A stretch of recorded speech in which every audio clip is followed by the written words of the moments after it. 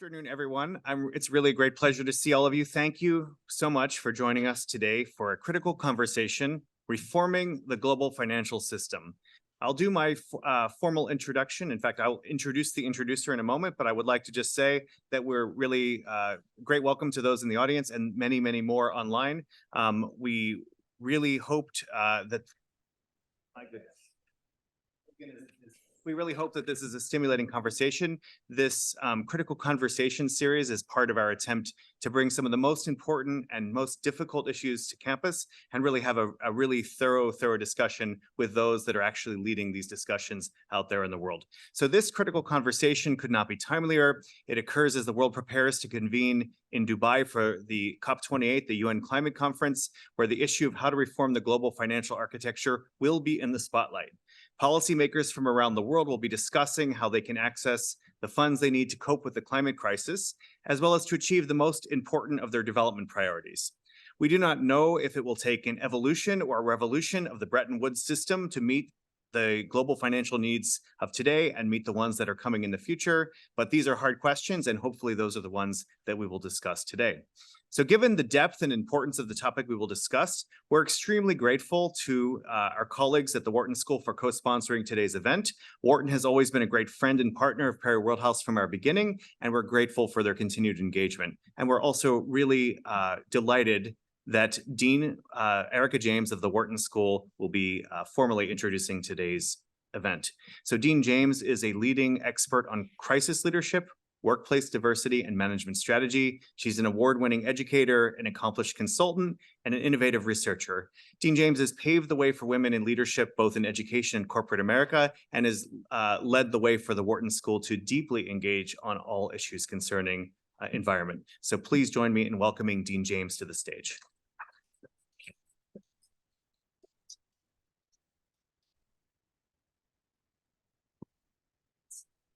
Good afternoon. And welcome to Reforming the Global Financial System, a Perry Worldhouse conversation. I am honored to join you and our esteemed guests today.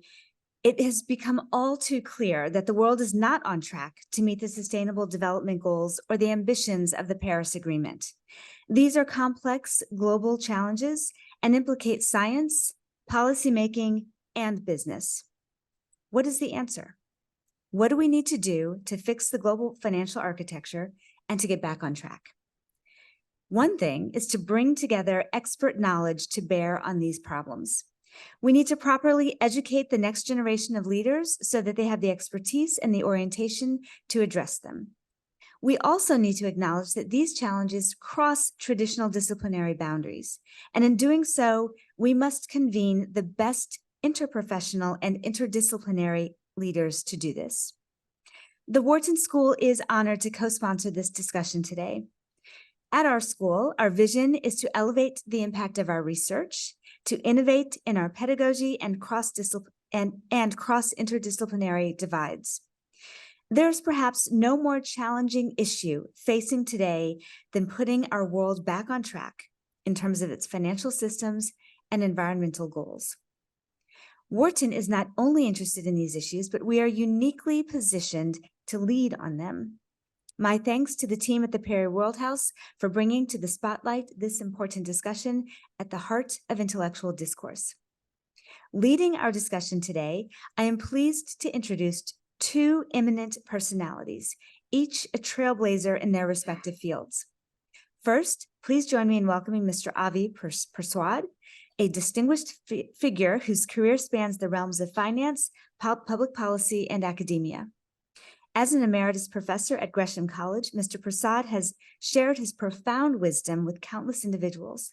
Moreover, his counsel has been sought by governments and international institutions on matters of financial policy, and with a distinguished background as a senior executive at a major bank as J.P. Morgan and the Union Bank of Switzerland, Mr. Persaud brings a wealth of experience to our discussion today. We are also delighted to have Mr. Renaud Seligman, the Director of Strategy and Operations of the Sustainable Development Practice Group. A French national, Mr. Seligman joined the bank in 2007. His role as a senior financial management specialist in the Africa region speaks to his commitment to global development. Mr. Seligman has also shared his knowledge as a lecturer teaching public finance at Harvard Kennedy School and international relations at Sciences Po in Paris. Their full biographies, rich with accomplishments and contributions, are available on the Perry Worldhouse website. Today, our discussion will be moderated by the Washington Bureau Chief for The Economist, Mr. Idris Kaloun. With a focus on the White House, Congress, and national politics, Mr. Kaloun's journalistic acumen ensures that our conversation will be guided with precision and insight. So without further ado, I invite you to join me in extending a warm welcome to our distinguished panelists, Mr. Avi Prasad, Mr. Renaud Seligman, and our esteemed moderator, Mr. Idris Kaloun. Thank you.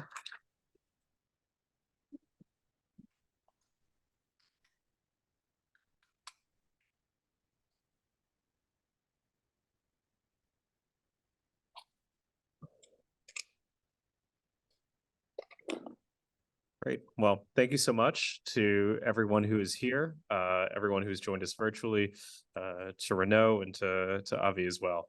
I appreciate you all coming out here. There's a lot that you guys could be doing. I know, you're on a campus, but you're here to talk about the global financial system and climate finance. So I really appreciate that. Let me just set the stage. As you all heard, I mostly talk and write about the White House and Congress and all of that, easily fixed. So I've decided to moonlight on this subject. But there are a few things that are going on. So there has been, I would say, a turn against globalism in the West. You see that even in America, where both parties now have moved away from the free trade, free market orthodoxy that previously reigned. We see the rise of China has made the work of the multilateral institutions like the World Bank, the IMF, which were created in the aftermath of World War II, a lot more complicated. China's a rising power. It's set up its own multilateral institutions that aim to, in some way, counterbalance, some would say, the roles of these groups. At the same time, we see the effects physically in front of us of climate change and the role of the World Bank, the IMF, as changing to address these big issues. And what we're going to talk about specifically today is some of the obligations that are due from rich countries who've enjoyed the economic hegemony of the global financial system over the last few years, and what are their obligations to countries that are experiencing the effects of climate change at the moment, and what are their obligations in particular.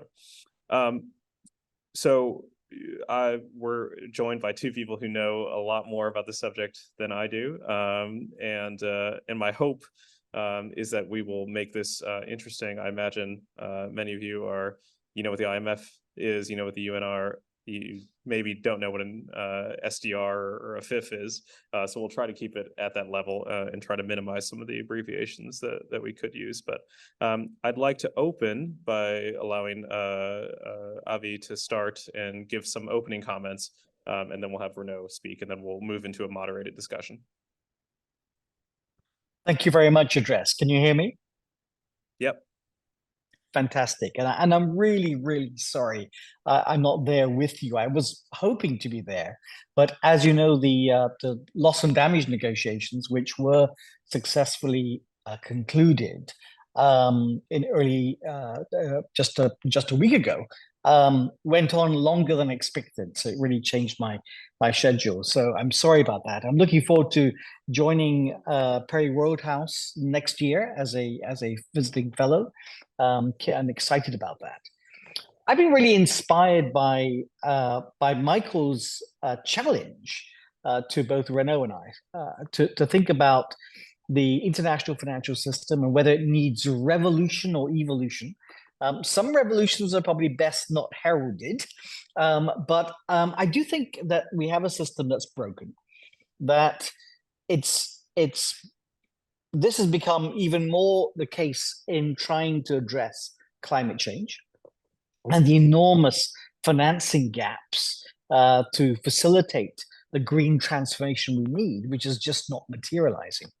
And so I want to spend just a few minutes talking about the financial system, what's wrong with it, and four things that we can do to fix it. And I hope to do all that in 5 minutes. So the global financial system we have is based around there being a dichotomy between safe stuff and risky stuff. safe currencies, risky currencies. Safe currencies can be used for capital, for collateral, can be seen as as risk, as something that can absorb and leverage risk. And so the system is based around that and has been for a while. When a crisis happens, investors scurry towards safety and the safe currencies. And that means, people are piling into, say, US government bonds or European government bonds. And that allows the countries, the US, Europe, for instance, to, as money's flooding in, and it allows them to cut interest rates in the time of the crisis to make money cheaper and easier. It allows them to spend more money because the markets are saying, look, we're happy to buy your bonds because they're safe. And that gives them the ability to respond to the crisis in a counter-cyclical way, reducing, dampening the crisis. And that's the experience many of the people in your audience will have had. For the rest of the world, though, it's a very different system. It's almost the exact opposite. When the crisis happens, investors are leaving their country, flooding abroad to where things are seen as safer. And remember, safety and risk is not actually inherent. Economists often believe that they're inherent, but they're often also defined. We have regulation, and we have rules, and we have accounting standards that defines what is safe and what is risky. They may not be inherently safe or risky. A very substantial number of countries have lower debt to GDP ratios than America or Europe, and yet we deem them as safe. Many countries have more fiscally sustainable policies than those two countries, but we deem them as safe. Now, if you have a risky currency deemed risky, in the crisis, money is flooding out of your country. You have to raise interest rates in the middle of the crisis. You have to tighten monetary policy, make it more expensive to borrow in the middle of the crisis. You have to cut back your spending in the middle of the crisis. This policy is pro-cyclical.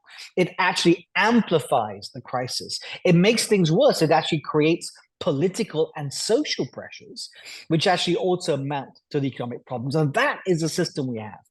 And it also means that when investors think about lending money to developing countries for their green transformation, they want to make sure the rates of returns they get can compensate them for this volatile system. And so the cost of capital is huge to invest in those countries. And that is blocking the flow of capital. It's why we're not getting the green transformation. So we can do two things. We can try to reduce shocks and risk, and we can try and make the system more shock absorbing, more flexible for a new world, a new age of shocks. So how do we reduce shocks? Well, we can invest in resilience. I learned this when I was involved in trying to rescue Dominica. They'd just been flattened by a hurricane, 226% of GDP. And there were things that survived. And there were things that survived that were built recently to a higher standard of resilience. So we can build and invest for resilience, but it's expensive. So we need to triple the amount of lending that the multilateral development banks do. We need to triple the amount of lending they do at their low-cost rates, the cost of it to borrow at AAA, they're AAA-rated institutions. Let them borrow more longer term than they do, but let them lend more longer term, and let them lend with a priority for building resilience. That will reduce shocks. But we need to make the system more shock-absorbing, my final remarks.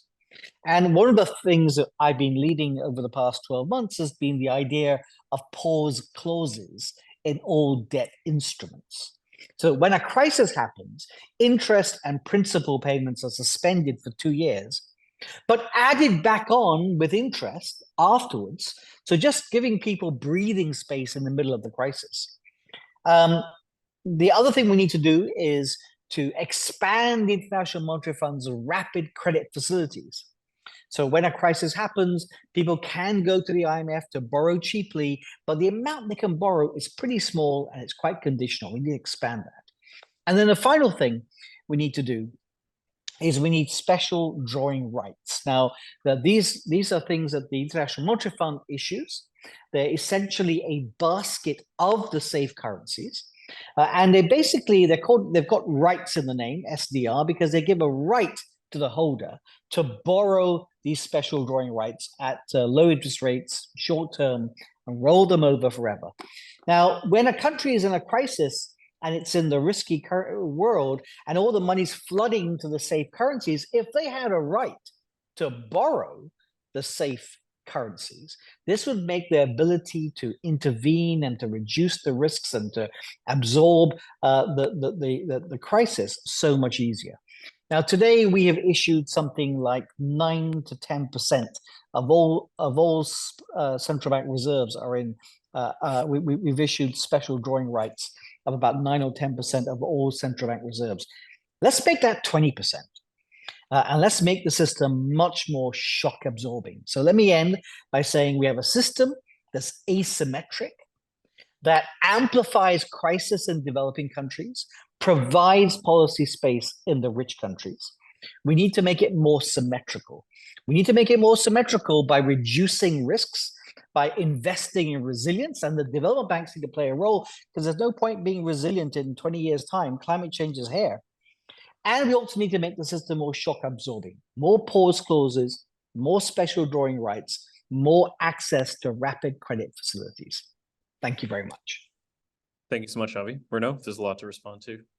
Indeed, there is. And Avi, great to see you. Thanks so much to Perry House and the University of Pennsylvania for inviting me today and to the Wharton School. Look, it's a bit dangerous to ask a Frenchman about the revolution. I can assure you no one's head is going to end up on the guillotine today. So, you can rest in the comfort of that knowledge. But more seriously, look, the sense of urgency that you are hearing from Avi, we share it. We share it because we actually talk to what we call our clients. We talk to the countries that we care about, the developing world. The World Bank is present and, is working in more than 170 countries. We issued $91 billion of loans and grants and guarantees and other instruments last fiscal year ending in June. And when we talk to these ministers, they tell us that their reality has changed because of climate change.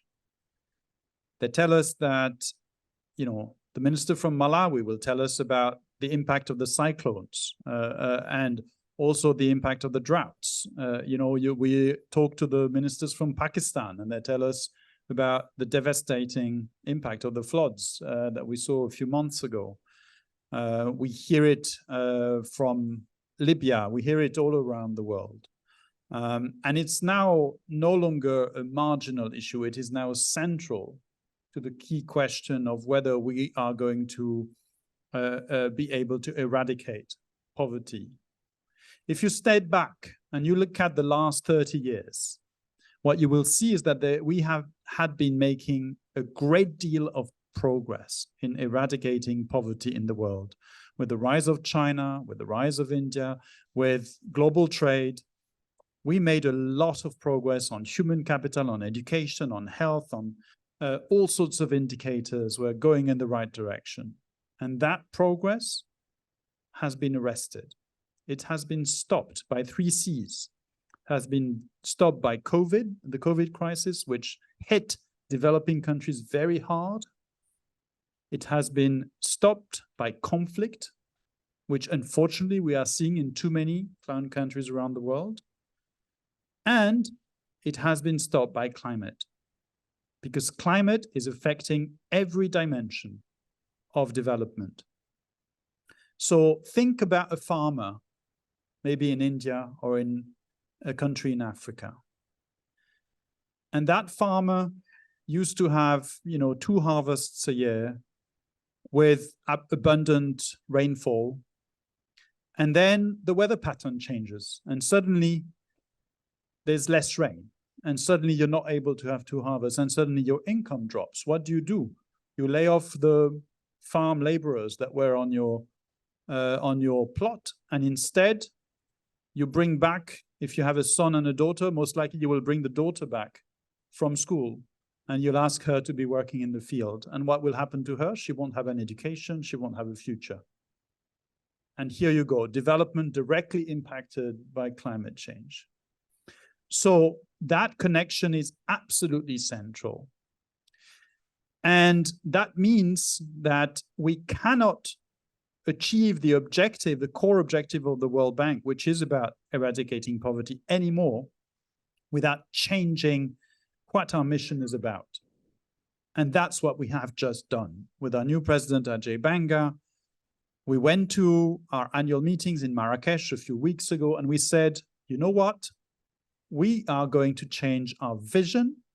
Our vision is going to be to eradicate poverty, eliminate poverty on a livable planet. And those few words, on a livable planet, 4 words, are changing a lot of things in our institution, because it means now that climate, but also nature, and everything that is connected to the terrestrial ecosystem is becoming central to our mission of how we're going to be achieving poverty reduction. That's a sea change. That's the first change we're doing. Second change is we are changing our playbook, how we do things, what we do, what we focus on. We want to really identify what are some of the good solutions that exist in development and in climate around the world, and how we bring them to scale. Just one example, rice production. Rice feeds a large part of the world. We now know that you can actually produce the same amount of rice, actually maybe even a little bit more, as with traditional techniques, but by changing the duration of time during which rice is underwater, during the cycle of rice production, just by changing that time, you can actually reduce methane emissions from rice by 40%. Methane is an extremely potent greenhouse gas, 80 times more potent than CO2, carbon dioxide. It's short-lived, but it's very nasty. And we need to tackle this. So just by changing the way in which you produce rice, you put the water at the beginning, you put it at the end, you remove it in the middle, you can reduce methane emission by 40%. We want to do that all around the world. We want to scale this.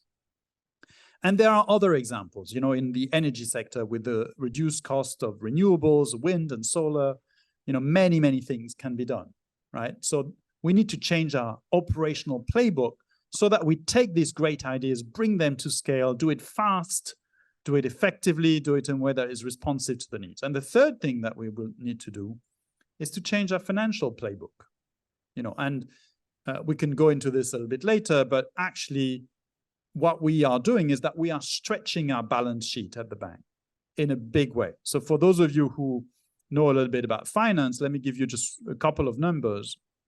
So since its creation, right after the Second World War, the World Bank, what we call the International Bank for Reconstruction and Development, which is our official name, has received about $21 billion in paid-in capital.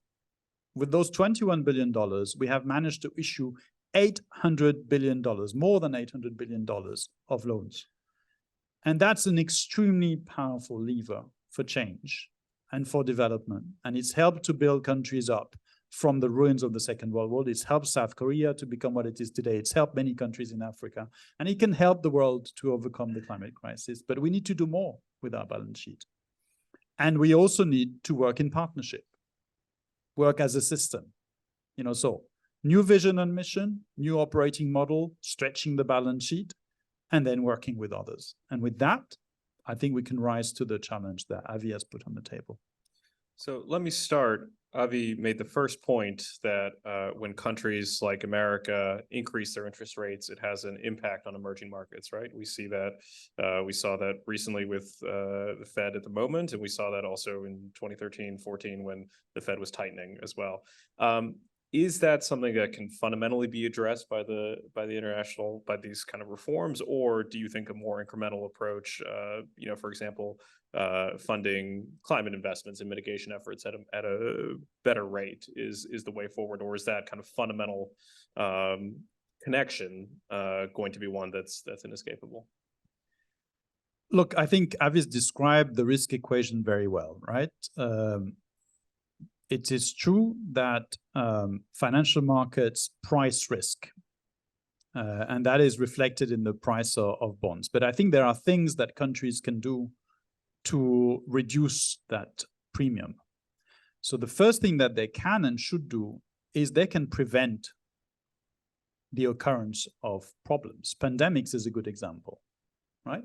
With a good strategy that addresses the root causes of pandemics, you can try to prevent it. A lot of the pandemics come from the fact that you chop down the forest, which means that the wild animals end up losing their natural habitat. Where do they go? They go to farmlands. They connect with farmed animals. The diseases, what we call the zoonotic diseases, the diseases that come from those live animals, transfer to the wild animal, to the farm animals. And from the farm animals, they go to the humans. And they end up creating pandemics. More than 2/3, 3/4 of pandemics come from zoonotic diseases. So what you can do is you can manage your forest better. You can have better disease surveillance in the veterinary system. So you can prevent that. You can do some of the same things that Abby was talking about to make your economy more resilient to cyclones and typhoons. To build better, to have better building standards, to ensure that roads are resilient.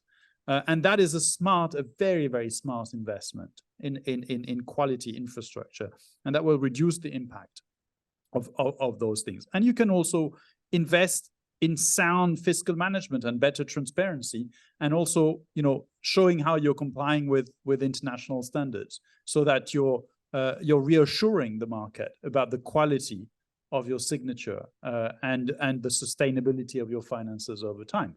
Those are sound policies that you should definitely engage in. Is it going to be sufficient to address the risk premium? No, there will still be, the market will still see an investment in treasury bonds in the US or in Germany to be safer than in Barbados or in, Kenya. That's likely to continue for a while to come. But there are certainly things that can be done. Yeah. So Avi, there's like Renaud just said, right? There's a spread between American debt and debt for emerging markets, and that's probably not going to change. But one of the things that you have spent a lot of time thinking about is how to reduce that spread to enable climate investment in low and middle income countries and developing countries, such that they are able to finance their projects at rates that are enjoyed in America or in other parts of the developed world. I wonder if you could speak a bit about that and the idea there, and maybe respond to some of what Renaud has just said. So one of the challenging things we're trying to address is that we need this green transformation all over the world. And the countries that have contributed most to greenhouse gases, the United States is the biggest contributor, should be doing an awful lot of that green transformation. And to some extent, there is movement in that front. But now the largest developing countries are also becoming big emitters. They're not big contributors to the stock of greenhouse gases, but they're big emitters. More than 63% of current emissions come from developing countries. So we need to accelerate the green transformation in developing countries. And our obstacle is this cost of capital problem. If you imagine the same solar farm in Germany versus South Africa, say, the cost of capital in Germany is 4%. So the cost of raising the money to build a farm is 4 percentage points. In South Africa, that's 14%. And it costs you 14% of the capital just to pay for the capital per year. It makes those projects not viable. And remember who's paying for that? It's the poor consumers of the electricity in South Africa. And so that's why we've got this real blockage of capital in the green transformation. Now, what is that 14%? You find that actually the large amount of that 14% is because of country risk. Many development bankers, and Renault is clearly an exception, many development bankers are sort of project financiers and thinking in terms of projects. You tell them that cost of capital is high, and they'll say, well, let me make that project safer. And a lot of work is going into that, and that's good. We need to redouble that work. But in fact, it's the fact that the country is not deemed safe is where the largest amount of that spread comes about. The cost of lending to South Africa is 12%. The cost of lending to the South African solar project is 14%, but the cost of lending to the South African government, nothing to do with solar, nothing to do with the particular project, is 12%. So how do we reduce that cost? Now, a big chunk of that is a risk premium. A risk premium is something that you get paid over and above the actual risk. So the South African currency, the rand, falls by about 6% per year.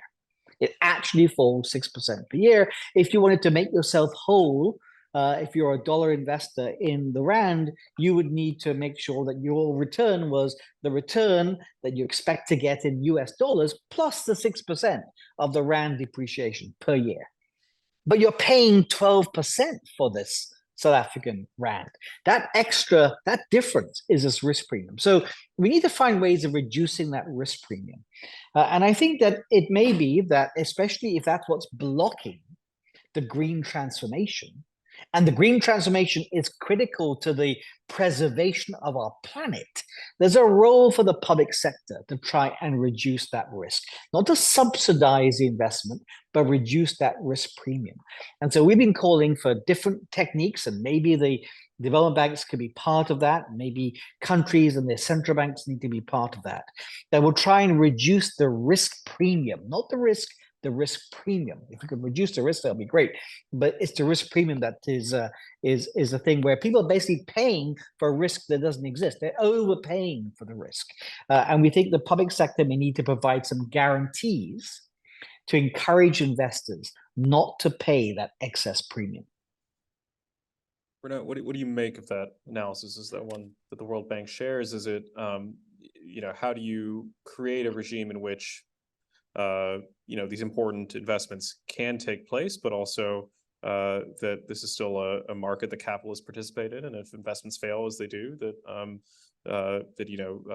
losses are not guaranteed to be covered by the state and all the rest. Yeah. So look, this is called critical conversation. So let's make this a critical dialogue, right? So I will say that we need to think about this at three levels, right? There's the macro level of the whole country or whole economy. There is the sector conditions, and there is the actual characteristics of the project, let's say the solar farm that you are trying to invest in a country, right? And the eventual price of capital for the individual project will be a combination of all three, right? So let's start with the project itself. You need to make it, to design it properly, etc. It needs to be well prepared technically. Okay, let's assume that that's done. But it's an assumption that actually requires some work. In practice, you actually need project preparation facility and other things to make sure that those projects are what we call bankable, are good quality projects. So that's one. Two, the sector matters as well. Do you have lousy regulation in your energy sector where tariffs do not recover the costs, where there is corruption in the power utility, where you have theft going on of power, or where people don't pay their electricity bills? Well, if that's the case, you're never going to make money as a private sector investor in that sector. You've got to fix this before you can go anywhere. And that's homework that every country that wants to attract capital has to do, and on which multilateral development banks are very well placed to support, right? Those structural reforms that are super important to ensure that the rules of the game are clear, the benefit sharing is clear between the government and the and the private sector companies that might come in for generation or distribution of, let's say, electricity in this case, right? So that's a part where we don't want to get countries off the hook on that, because it's homework that needs to be done, and it's extremely critical to have that virtuous cycle. And countries have shown it can be done. Egypt has done it in the mid-2010s, and they brought in a lot of investment. Morocco has done it on solar as well. So Kenya has done it. Countries can do it. It's just hard work, and it needs to be done. Then you go to the macro level, which is where Avi was starting. And there, I would slightly, let's say the jury is still out from my perspective as to whether the risk premium that is reflected in the price of bonds in, say, South Africa or other emerging markets reflects an actual risk of default, or an actual risk, on the part of the investor, or if it reflects a perception of risk that doesn't correspond to reality. The empirics are a little bit complicated to figure out which it is. But there are certainly things that can be done to reduce the premium. If you have a clear macro fiscal trajectory where you show that your public finances are on a sustainable pathway, if you are able to demonstrate that you are able to increase domestic resource mobilization, so you're able to tax appropriately with discipline, if you're able to show that your public finances are transparent and you publish your financial statements every year in a proper way, without footnotes that hide things, and in line with accounting standards, etc. Right? So there are many things that you can do to demonstrate to the market that you're a serious player and that you are actually on a sustainable trajectory, and that actually helps to lower the premium. And that actually has been shown also empirically. Let me come back a little bit yes. on that, because I think it's very important for students in particular to always pay attention to whether a question is a matter of faith and belief or a matter of empirics. It's a very important distinction. And there's some things in economics that are quite a matter of faith. We are a faith-based subject sometimes, it seems. But there are also things which are empirical. So we've got, 30 years of data. We know whether the risk premium you paid was based was an overcompensation for the degree to which you defaulted or currency fell. We've got that data. And what that data shows for the big emitters, so those are the countries I'm focused on. This isn't necessarily the Zambias and the Ghanas of this world or frontier markets. It's Brazil, it's Mexico, it's Indonesia, it's India.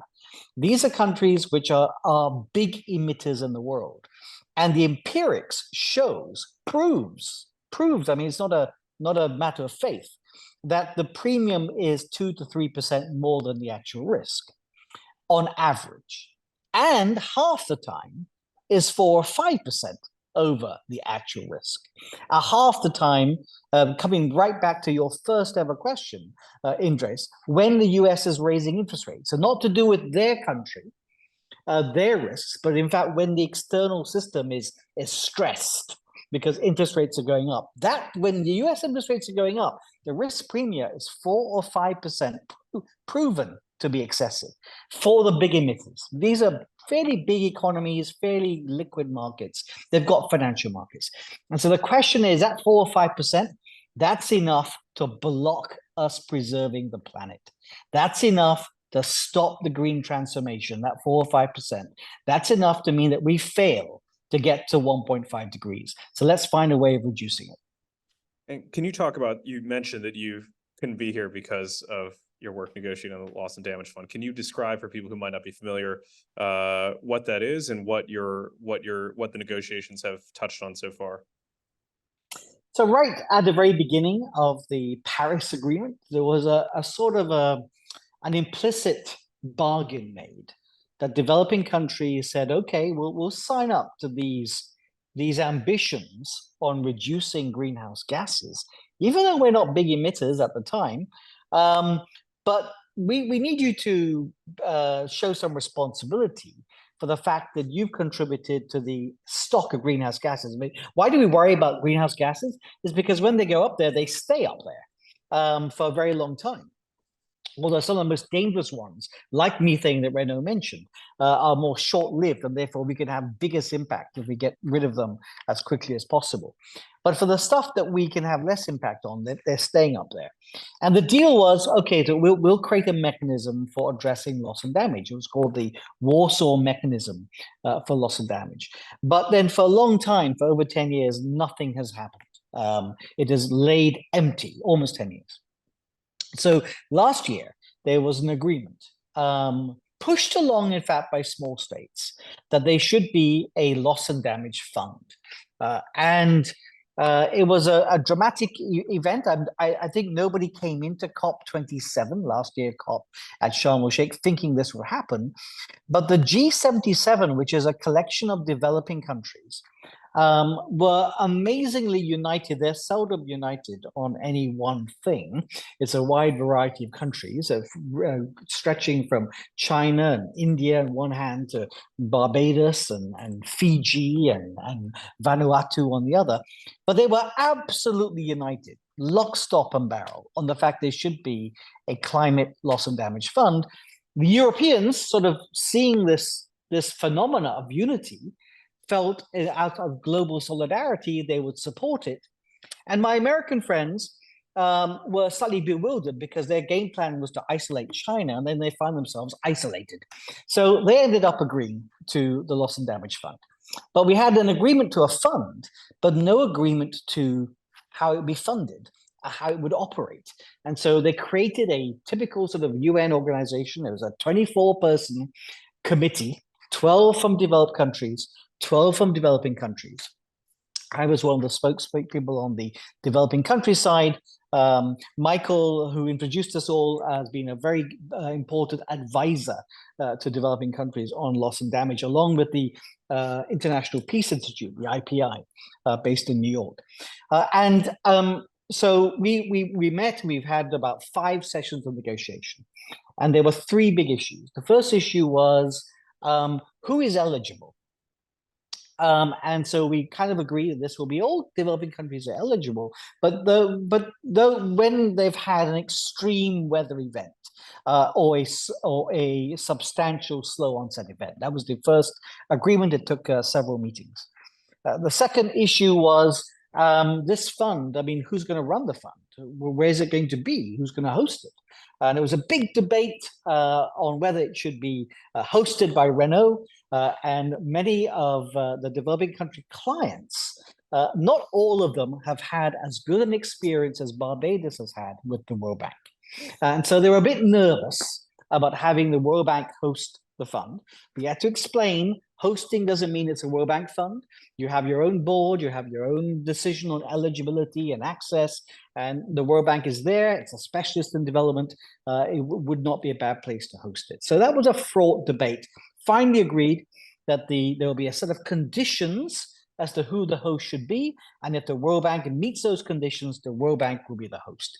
Final thing was who would fund it. For the whole COP, there has been this tradition. It was built in 1992.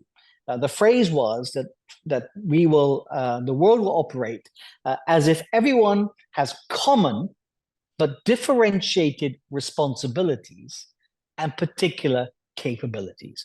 I think it's a great formulation of words. It's saying we all have a responsibility. Some have more than others, and even those with responsibility have different capabilities than those with or without responsibilities. The problem has been that this has become a bit fossilized, and there's been a description of developed countries based in 1992 and developing countries, and the world is moving around, and people feel that this fossilization is not good. So there was an attempt, my final point, there was an attempt to move away from common but differentiated responsibilities. And this was a big dispute. This could have broken the agreement, could have broken COP. We finally, I think, through a appreciation that this fund cannot be simply public sector money. It needs to be bigger than governments have money to give. We need to use innovative financing mechanisms, maybe ones around emissions. So we could reduce subsidies on emissions, we could increase levies on high emissions, and we could help use part of those revenues. The political economy is you should never use all. You need to let countries feel they'll get some themselves, but part of those revenues will go to the loss and damage fund. And that was agreed just about a week ago, and we head into COP with an agreement. If we didn't have that agreement, I think COP could have been broken, because developing countries were beginning to wonder, why are they going to COP? Every year they go to COP. Every year they get more and more ambition as to what they should do for reducing greenhouse gases, but no money to do it. And no one's taking regard for their loss and damage. And so I think this was a very important thing, more in terms of what we saved and didn't break than where we are, because we are yet to see whether the fund will be big enough. Thank you. Avi, let me come in and thank you personally for your role in in getting to yes and getting to a negotiated agreement. I completely agree with you that it would have been a disaster for there to be no agreement on loss and damage. And let me take this opportunity to say a couple of things about this from the perspective of the World Bank. First thing I want to say is that we absolutely want to do everything that we can, whatever it takes, to support the countries that we care about, the developing countries, in relation to the impact of climate change, the physical impact of climate change, be it slow onset event or rapid events, the floods and typhoons or the desertification, whatever it is, we need to do whatever it takes. And we want to help as an institution that cares deeply about development and poverty alleviation, for the very reason that I explained at the beginning. We have to be there to support the countries that are the most vulnerable countries on the planet. And so we're very happy to be invited by the parties of the COP to support this fund. The second thing I want to do is use this opportunity to kill a few myths about the World Bank and those types of financial intermediary funds, like loss and damage fund. Some people say, oh, the bank charges too much for this. Wrong, we don't. What we charge is a very small proportion of the cost of the actual administrative secretariat of those bodies, but we don't charge money on the millions and millions of dollars that go directly to the client countries. We do this we don't make any profit on it. We just recover some of the costs that we incur. Some people say, oh, the bank only provides credit, it doesn't provide grants to countries. That's also wrong. First, and it's wrong in two ways.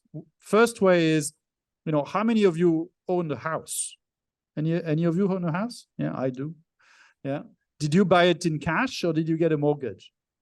And I don't think many of you bought it cash, right? You got a mortgage because you have a need to pay right now and you repay over time. It allows you to get something big that is really important for you. Well, developing countries are the same. They need to buy houses all the time. They need to build stuff. They don't have the money right now, but they can grow their economy to pay for it over time and to create prosperity for their population. Debt is not a bad thing in and of itself if it's managed sensibly, if it's not a payday lender that's giving you the debt, right? So debt is not an evil thing in itself. But the other thing is that we provide low interest rate, we provide long maturities, and we provide grants as well for the poorest countries. We provide grants. We provided more than nearly $8 billion in grants over the past 3 years just for adaptation to climate change to the poorest countries. That's a lot of money. That is a lot of money. And nearly half of our poorest countries, which are in the International Development Association, they don't pay any interest. They get the money in grant terms. So that's the second myth I wanted to kill. The third that really hurt us is the idea that, somehow the bank doesn't put the interests of developing countries at the heart of its mission. That's really not true. That's I work with so many amazing individuals in this organization. The thing that we're so diverse. We come from so many different backgrounds and countries. The one thing we do have in common, absolutely every one of us, is that we deeply care about developing countries, about poverty alleviation, about the possibility of people actually having a decent life on a livable planet. Clean air, clean water, access to education, and a brighter future. That is the essential for a world that has some chance of being equal and just. Final point before I go back to you is, Avi mentioned the idea of subsidies. You hear all the time, as Avi just said, there is no money to fund climate interventions in the developing world. Actually, there is a lot of money. You know how much? $1.25 trillion is what the world spends every year on subsidies for fossil fuels, for agriculture, and for fisheries. And those subsidies, not only it's a lot of money in and of itself, but it's money that actually is actively, perversely incentivizing the burning of fossil fuels and the emissions that come with agriculture, right? So it's incentivizing, fertilizer use that is actually running off into the water and polluting water tables. It is incentivizing, the overuse of fossil fuels in transport and in other sectors. And so we need to start there. 1.25 trillion a year in direct costs, 6 trillion a year in economic costs. You're talking $7 trillion a year. That's a huge amount of money. We're not even saying that we should get rid of all of this. Some of them probably should be absolutely got rid of. Others you can just repurpose. Just give the same amount of money to the farmers, but give it to them to do the right thing, to manage their rice and produce it in a way that produces less methane. Great. You want to incentivize that? Be my guest. And actually, some countries are starting to do that. Brazil is starting to do that. Many countries around the world are starting to do that. That's the way to go, because there is no magic money tree anywhere, but there is money that is being very ill spent right now. And that needs to be redirected urgently so that we have a fighting chance of really arresting the climate and the nature crisis that we're all living through. We probably have time for a last question, so I'll make it an easy one, which is about China and its rise, and whether or not geopolitical tensions between America and China threaten to make this incredibly difficult task even harder. On the one hand, China is standing up new multilateral institutions that are well-funded. You could argue that this is increasing the amount of capital that's available for developing and low-income countries to mitigate the cost of climate change. On the other, people might argue that some of this financing is opaque. It doesn't come with structural reform conditions that the Bretton Woods institutions usually put on their loans. And perhaps it leads countries to becoming trapped in debt cycles. I wonder, Avi, how you would respond to that set of issues. It's an important question, and unfortunately, it is today becoming a problem. Everything is being seen through, certainly the United States, maybe in Beijing too, but we see it more clearly in Washington, seeing through a prism of China. Indeed, I would say a big chunk of deliberations on a loss and damage fund was an anxiety of developed countries of putting money into a fund that the Chinese would on paper have access to, be eligible for, because they're defined as a developing country. And yet, the likelihood that China would come to a fund and submit a plan and have conditional money given to it is, I'd say, pretty slim. And yet it was a factor. So it is a problem. And I think the more we can have stronger bilateral arrangements, the better. But let me, for the purpose of trying not to say what is obvious, let me also add one thing. Because equally, there's a yang to this yin, which is that, and maybe this appeals to me as an economist because we believe in competition. This competition is also a force, for a positive force. when the argument that gets greatest traction, I find when I'm in Washington and elsewhere, is when I argue, and I go beyond Renault's call for stretching the balance sheet, and I argue for more capital for Renault. He needs additional capital as well as stretching his balance sheet. We want to make the World Bank 3 times bigger. They can sweat their balance sheet, but they also need some more money. The same with the IDB and the other MDBs. The argument that, the arguments sort of fall flat, they fall flat, they fall flat, until I say, well, of course, if we don't make the system work, then an alternative system will emerge in the East. And countries will drift to the alternative system if that's delivering. And then suddenly balance sheets get stretched and capital gets discussed. So competition can be positive as well. Yeah, Avi, thanks. And indeed, we want to get to a bigger bank, and we do think that the better bank is a milestone in that direction. But the World Bank is all about finding collective solutions to common challenges that humanity faces. Climate is chief among them, fragility and conflict, pandemics. We cannot afford to each retrench into our corners. We have one globe that we live on, one, not two. And we have to look at it from that perspective. China is, of course, a very important shareholder of the World Bank. And we actually partner with the Asia Infrastructure Investment Bank because we feel that we have to work as a system. We need more investments from multilateral development banks into developing and emerging economies in order to tackle the green transition. And we need all shoulders at the wheel to partner to get there.